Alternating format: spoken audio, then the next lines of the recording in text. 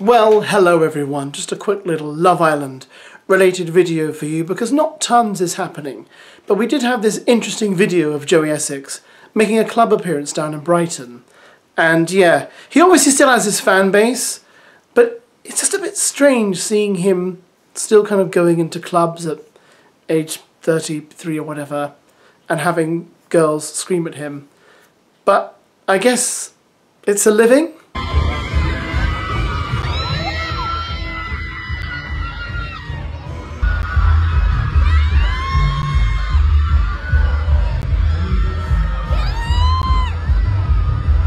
And then we have this clip from the same club in which it would appear Joey is still going on about the secret mission. I say secret, you say mission, secret. Come on. No, your ears are not deceiving you. He's literally saying to the crowd, I say secret, you say mission, secret, mission. Now I know some of you like Joey Essex because I always get comments on my videos about how I'm being rude about him, but I just think this is it's a bad look. But hey, as I said previously, got to make a living. I guess he's being paid well for it. So if you can be paid well to stand in front of a club and shout secret mission, then more power to you, I guess. I say secret, you say mission, secret. Come on. Now my next topic is actually to do with Love Island USA, but it involves an Englishman. Now CAINE from Love Island USA, this English guy who somehow made it onto Love Island USA, which baffled me at the time, has been accused of being a bit racist.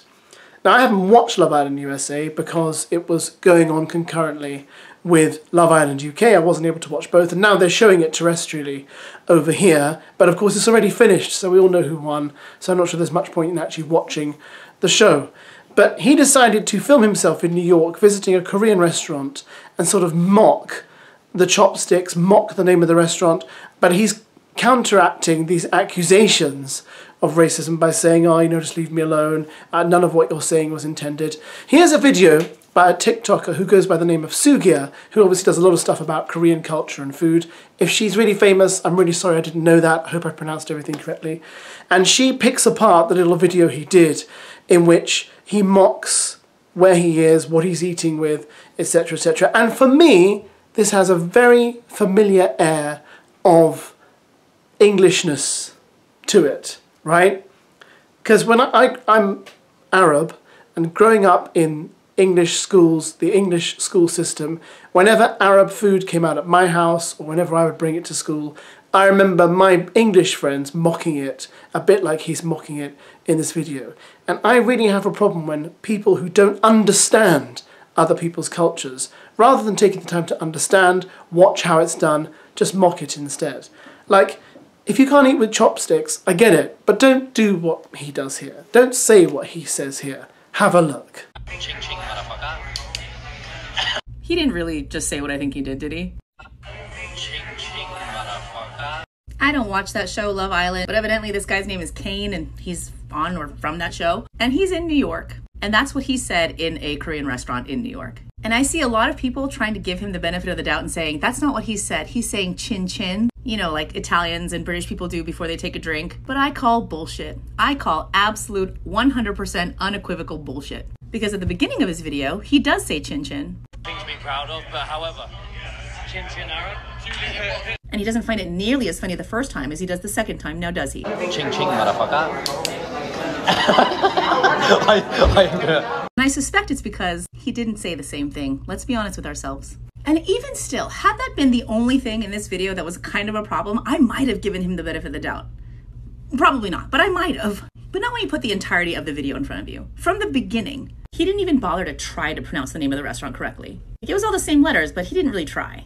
Okay, so the first review of New York is Gangnam Style barbecue. Like even this, like I could see like maybe plausible deniability, like Nangman has all the same letters as Gangnam, so like if he switched them all up, I don't know, maybe. But when you put everything in that video all together, there's just no way. And then going into that restaurant and mocking, you know, how we use chopsticks. Like CAINE, you're from a developed country. I know you've seen how people use chopsticks before, but you know, you had to make a mockery of that too.